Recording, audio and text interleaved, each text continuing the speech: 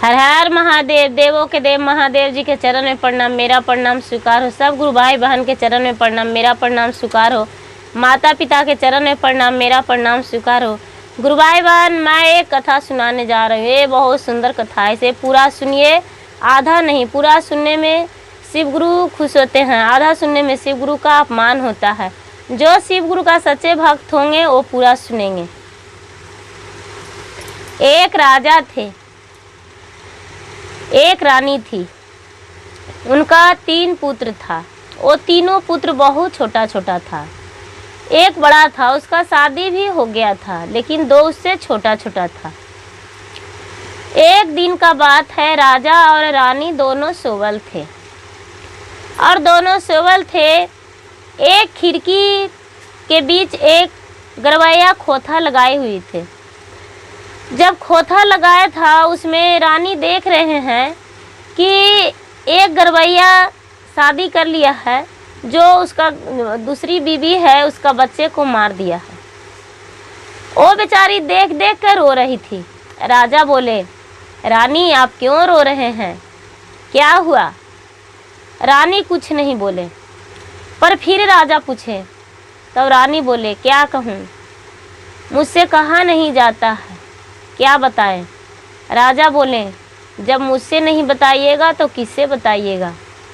रानी बोले, अगर जो बता भी देंगे तो क्या आप मेरे बात मान लेंगे? राजा बोले, आपको बात नहीं मानेंगे, किनका बात मानेंगे? बोले कि देखिए वो खिड़की में क्या है। रानी साहब, वो तो गरवैया का खोथा है। गरवैया का खोथा है तो उसको क्या देखें? बोले कि देखिए, ये जो गरवैया है, इसका पत्नी पहली थी, वो कल मर गई और उस गरवैया को हम अपने हाथों से उसको माटी मजिल कर दिए थे, और देखिए आज ही तुरंत शादी करके ले आया। और जो शादी करके लाया है, दूसरा पत्नी है, इसको टेल टेल के मार दिया। क्या आप भी ऐसी कीजिएगा? राजा बोले, नहीं रानी, ऐसा नहीं हो सकता है। ऐसे कैसे हो सकता है? नहीं, हम शादी नहीं करेंगे। रानी बोले, नहीं, मर्दों का क्या ठिकाना, क्या आप सच बोल रहे हैं? राजा बोले, हाँ, हम सच बोल रहे हैं, हम शादी नहीं करेंगे। बोले, ठीक है, अच्छा बात है। कुछ दिन बाद रानी बेचारी इस दुनिया से चली गई, और जब चली गई तो राजा के लिए हजारों रिश्ता आ गया। इतना रिश्ता आया कि जिसमें उसका कोई ठिकाना नहीं। गांव वाले, उनके परिवार, सारा लोग कहने लगे, राजा साहब आप शादी कर लीजिए, आप शादी कर लीजिए। लेकिन राजा नहीं माने। फिर भी बहुत लोग उनके कहने लगे। राजा सुन गए कि ठीक है, कर लेंगे। शादी पक्का हो गया। बारात का दिन भी पूरा पक्का हो गया। राजा का बारात सज गया। राजा का बड़ा बेटा बारात में नहीं गए, वो घर पर ही रह गए। और जब सुबह, जिस दिन बारात गया, उसका सुबह में राजा का जो बड़ा लड़का थे, वो मैदान गए। राहर का खेत था। राहर का खेत में बैठल थे बेचारा मैदान को, तो एक सियार और एक सियारिन बातें कर रही थी। सियारिन बोल रही थी अपने पति से कि महाराज, हमको आज कुछ मांसाहारी भोजन करने का मन कर रहा है। सियार बोले, अरे पगली, क्या खाने का मांस बात कर रही हो? आज रात में खा लेना, राजा मर जाएगा। सियारिन बोली, कैसे? बोले, अरे देखो कैसे मर जाएगा, बताते हैं। रानी जो है वो शादी करके लाएगा राजा, उसका नाभि से एक नाग निकलेगा, और नाग निकलेगा, वो नाग राजा को डांस लेगा, और राजा को डांस लेगा तो राजा मर जाएगा। और जब राजा मर जाएगा तो उसको भला जलाएगा कौन? कहीं गाड़ देगा, हम लोग उकट पकट के खा जाएंगे चीर नोच के। सियारिन वो बेचारी औरत का जात थी, उसे ममता आ गया। वो बोल रही है, सियारू पंडित जी बताइए, एक तो पहली पत्नी मर गई, दूसरा है तो उसका पेट से निकलेगा नाग और डांस लेगा इसे। बताइए तो ये भी मर जाएगी, राजा मर जाएगा और बेचारी तुरंत सुहागन से असुहागन हो जाएगी। बहुत गलत हो जाएगा राजा साहब। नहीं सियारू पंडित जी, ऐसा नहीं होना चाहिए, राजा साहब मर जाएंगे। बोले तो क्या करें? बोले जाइए ना, आप कह दीजिए ना गांव में। सियार बोल रहे हैं, अरे पगली, हम जाएंगे कहने तो मुझे कुत्ता नोच नोच के खा जाएगा। बोलो, तू विधवा बन के रहना चाहती हो? सियारिन बोली, नहीं नहीं, हम विधवा बन के नहीं रहेंगे। अब चाहे राजा के जो हो, अगर जो कोई सुनेगा तो राजा के कह देगा। ये बेचारा सारा बात सुन गए। घर आए, बड़ा उदास थे। शाम होने से पहले अपने रानी बेला को बोले, रानी बेला, ऐसा करो, एक सवेरे एक काम मुझे कर देना। बोले क्या? आप शाम से पहले खाना बना दो, हम शाम के खाना खा के कहीं चल जाएंगे। बोले ठीक है। बेला बेचारी शाम से पहले ही खाना बना दिए, एक खा लिए और खा के, और जिस घर में माता पिता को सोना था उसी घर में, अपने पिता के कमरा में, एक चटाई में लिपट के तलवार लेके बेचारे खड़ी हो गए, अपने पिता को जान बचाने को लिए कोना में खड़ी हो गए। जब रात हुआ तो माता पिता जो थे वो जाके सो गए। ये बेचारा जब 12-1 बजा, जब दोनों सो गए तो सोचे कि अब बातें नहीं कर रहे हैं, लगता है सो गए। तो आँख खोल के देख रहे हैं कि कब नाग निकलता है। ठीक 1 बजा तो माता के पेट से, जो दूसरी माँ थी, उसका पेट से, नाभि से एक बहुत विषैला नाग निकला। और जब नाग निकला तो ये तेगा से मार के 2 धज कर दिया, लेकिन दोनों धज अलग अलग गिर गया। एक बूंद खून माँ के सीना पे गिर गया। और जब माँ के सीना पे गिर गया तो ये बेचारा सोचता है कि रे, हम अपने पिता को तो जान बचा दिए हैं, लेकिन माँ मर जाएगी। इतना विषधर का खून माँ के सीना पर गिर गया है, अब क्या करें, कैसे पोंछें? ये बेचारा शौक में है।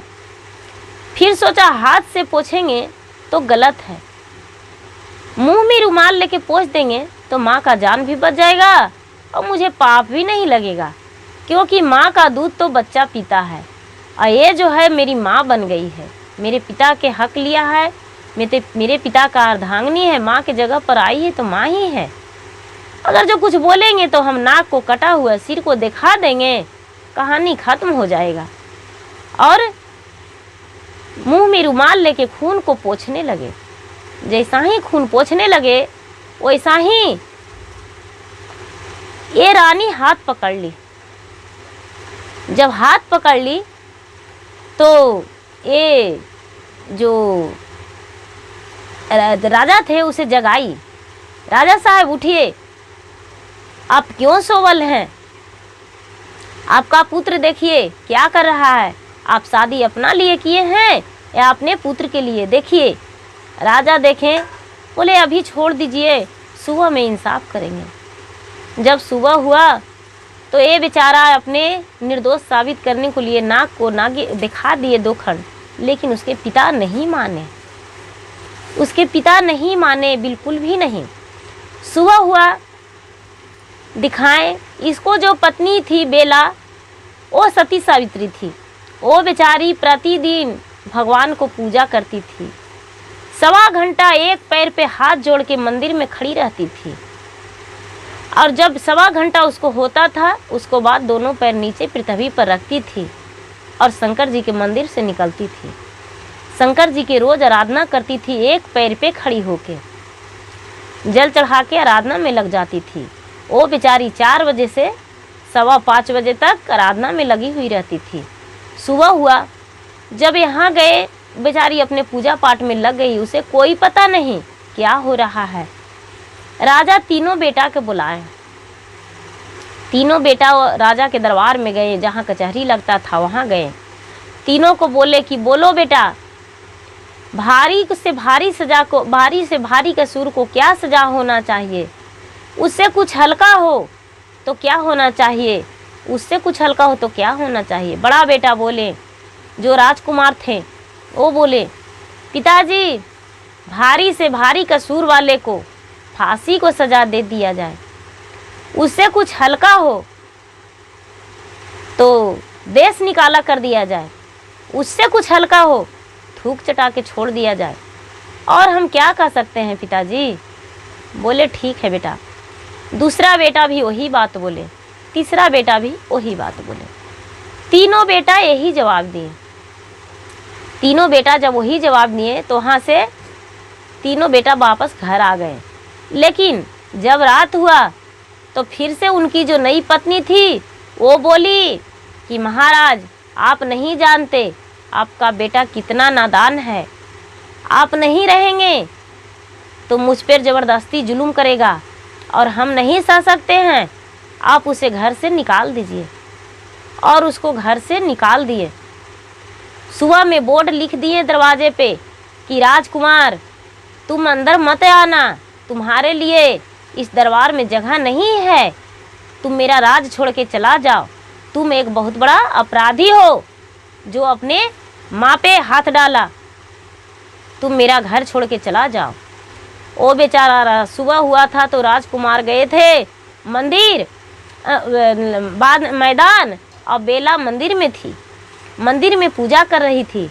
जब बेचारा मैदान से आए तो उनको दरमान जो था वो दिखा दिया कि देख लीजिए राजकुमार अपना बोर्ड। जब बोर्ड देखें तो वो बेचारा लोटा फेंके और पीछे ही लौट गए। पीछे लौट गए।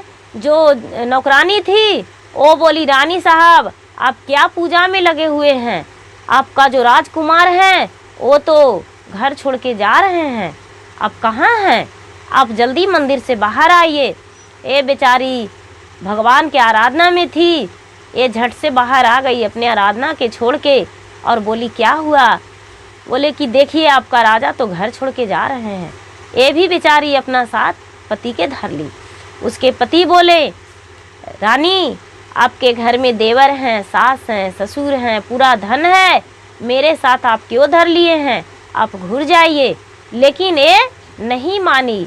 ये बोली, महाराज आप जोगी बनिएगा तो हम जोगिन बनेंगे, आप भिखारी बनिएगा तो हम भी भिखारन बनेंगे, आप कोई सेठ साहूकार बनिएगा तो हम भी वही सेठाइन बनेंगे, लेकिन आपका साथ नहीं छोड़ेंगे। और पति का हाथ धरकर चल दिए। चलते चलते चलते चलते अपना राज छोड़ दिए, दूसरा राज में पहुंच गए। वहाँ शाम हो गया, नदी के किनारा में शाम हो गया। राजा सुकवार थे, रानी भी सुकवार थी। बोले राजा साहब, रानी अब मुझसे चला नहीं जा रहा है। रानी बोले क्या कहूँ, मुझे भी बहुत भूख लग गया है, मुझसे भी बर्दाश्त नहीं हो रहा है। लेकिन राजा बोले, रानी मेरे पास तो कुछ भी नहीं है कि आपको खाने के लिए भी कुछ ला सकूं। रानी बोले, महाराज मेरे पास तो कुछ है, उससे कुछ हो सकता है। वही बेचारी अपना चूड़ामणि कंगन जो बाल में लगाए हुए थे, वो चूड़ामणि कंगन अपने पति को हाथ में दे दिए। बोले लीजिए महाराज, आप इसे गिरमी धर दीजिए, गांव में जाके और कुछ ले आइए सर सामान। वो बेचारे चूड़ामणि कंगन ले लिए और गांव में चल गए। लेकिन वहाँ के जो राजा थे वो गिरमी नहीं लिए। बोले इतना धन तो मेरे पास नहीं है, जाइए किसी और दरवाज़ा देख लीजिए। ये जो था लड़का बेचारा राजकुमार एक साहूकार के पास गया। साहूकार ने इनका गिरमी ले लिए चूड़ामणि कंगन, और जो भी जितना पैसा मांगे वो दे दिए। ये बेचारा हड़िया, दाल, चावल, आलू, मसाला, तेल, जलावन सब कुछ लेके आए। नदी के किनार पे अपने रानी को दे दिए। बोले कि रानी आप खिचड़ी बनाइए, हम आते हैं थोड़ा स्नान करके। ये बेचारा खिचड़ी बनाने को लिए दे दिए और स्नान करने को लिए चल गए। जब स्नान करने को लिए गए तो उनका पैर फिसल गया। अब पैर जब फिसल गया तो वो बेचारा नदी में डूब गए। नदी में डूब गए, पकैया में डूब गए। और ये बेचारी आस पास देख रही है रानी बेला कि मेरे पति कब आएंगे, कब आएंगे, कब आएंगे। लेकिन उसका पति वापस नहीं आए, गंगा का धार से आगे बढ़ते रह गए। ये बेचारी जब आधा रात हो गया तो क्या किया कि अपने पति के नाम से हाथ जोड़ के खड़ी हो गई। बोली, हे सत के चूल्हा, तू कभी गलना नहीं पानी से, हे सत के हड़िया तू फटना नहीं, हे सत के अग्नि तू कभी बुतना नहीं, हे सत के चावल तू कभी जलना नहीं। इतना कह के और गंगा के कोर पर खड़ी हो गई कि हे गंगा माता, जब तक मेरे पति नहीं आएंगे वापस, तब तक मुझे ऐसा कर दीजिए कि जिसमें मैं आँख खोल के किसी को ना देखूं, ना मुझे भूख और प्यास और ना नींद लगे। मैं अपने पति के लिए सती सावित्री की तरह मैं तपस्या में रहूं। जब मेरे पति आएंगे तब मेरा ही पट खुले और मेरे पति खुला में पट। हम यहाँ पर तपस्या में खड़ी हो रहे हैं, गंगा माता मेरे तपस्या स्वीकार कीजिए। और इतना कह के बेचारी हाथ जोड़ के खड़ी हो गई। और ये जो इसका पति था वो बेचारा धारा में दहल दहल दहल दहल दहल बहुत दूर चल गया, इतना दूर कि जिसमें कोई ठिकाना नहीं, बहुत दूर चल गया। और किनारा में लग गया, जहाँ ठंडा पानी हो गया, कम गया पानी, वहाँ किनारा में लग गया। एक वो जो पत्ता बहाड़ने वाला कानून थी, कानूनिया बेचारी पत्ता बहाड़ रही थी और उसका एक बेटी थी, वो भी साथ में बढ़ रही थी। लेकिन इसका माथा जो जनाया बालू में तर हुआ, उसको लगा वो लड़की को कि अरे तार वाला ये फेदा है, क्यों ना इसको ले आऊं और रोप देंगे। उसको लाने गया तो ये बेचारा कुलबुलाया। जब कुलबुलाया तो चिल्लाते भागी, माँ माँ देखो ना, ये एक ठो फेदा है, उसमें लगता है जान है, तरे गड़ल है, देखो ना माँ। वो कनूनिया गई सो पकड़ के देखी, अरे ये बच्चा है। जब खींचा तो देख रहा है कि एक बहुत सुंदर राजकुमार है। वो बेचारी उसे बाहर निकाल के ले आया और उसको पोसने पालने लगा। उसको अपना बेटा की तरह लाड प्यार देने लगा। लाड प्यार दिया, पोस लिया, उसके घर में रख लिया। सो बोला कि अरे एक बेटी है, एक बेटा भी हो गया, चलो दोनों के रखेंगे। वो बेचारी अपना घर में रख लिया। कुछ दिन के बाद बेचारा वो उसी घर में नौकर के काम करने लगा, उसका बेटा बन के रहने लगा। कुछ दिन के बाद वहाँ एक राजा जयमाला का बेटी था, उसका शादी हो रहा था, जयमाला पड़ रहा था तो सब कोई बहुत दूर दूर के लोग देखने जा रहे थे। ये लड़का बोला, माँ हम भी देखने जाएं। ये बेचारी कनूनिया बोली, नहीं बेटा देखने नहीं जाओ, क्या करोगे देख के, वो बड़े बड़े लोग जाते हैं। ये लड़का थोड़ा सा के लिए, माँ मुझे जाने दो ना। ये लड़का देखने चल गया और जब देखने गया तो हाथी जयमाला लेके घूम रहा था। जयमाला लेके जब घूम रहा था तो इसको पर नज़र पड़ा, इसकी को गला में डाल दिया। और जब गला में डाल दिया तो क्या किया जाए, इसका शादी उस लड़की के साथ फिर से सेट हो गया। वो सब लोग बोले कि तो जे नसीब में था वो हो गया। 7 दिन से हाथी जयमाला लेके घूम रहा था और ये लड़का के गला में डाल दिया है तो कुछ न कुछ तो वजह जरूर होगा। राजा ले गए, पूछे भाई तू कौन हो। ये बोला, सब अपना पूरा ठिकाना बताया। बोले कि अच्छा ठीक है, शादी कर दिए। और जब शादी कर दिए तो रात में कोहबर में गए हैं तो ये लड़का कुछ नहीं बोल रहे हैं। बेला को याद आ गया उस दिन कि अरे हम शादी कर लिए और मेरा बेला कैसी होगी कोई पता नहीं कहाँ है, किस हाल में है। ये बेचारा उदास था। तो इसका जो रानी थी ये बोल रही है कि आमे है हुजी राजा अन धन छोटा जी, किया जतिया के ओछा जी, किया में है हुजी राजा बुधिया के छोटा जी, और कौने कारण में मुख ना बोलू जी। राजा बोले, नहीं हम ही ये रानी अनधान छोटा जी, नहीं ही आई जातिया के ओछा जी, नहीं ओ में ही ये रानी औ बुधिया के ओछा जी, तोहरो से सुंदर रानी और रानी बेला मंतिया जी, तरवा सूरतिया मुखना होते जी। ये लड़की बोली अरे मेरा सौतन भी है? बोले हाँ, मेरा पहली पत्नी गंगा आर पे खिचड़ी गला रही थी और हम डूब गए गंगा जी में और दहल दहल आ गए, एक कानून के यहाँ रह गए हैं। हाँ, मेरा पहली पत्नी एक और है, वो इतना सुंदर है कि जिसमें कहना नहीं। ये लड़की बोली तो ठीक है, मेरे पिताजी से आप कल विदाई मांग लीजिए। बोले ठीक है। बोले ठीक है, विदाई मांग लेते हैं। वो विदाई मांगे, सुबह में राजा खुशी खुशी विदाई दे दिए और जब विदाई दे दिए तो वहाँ से लड़की लेके विदा होके चल दिए।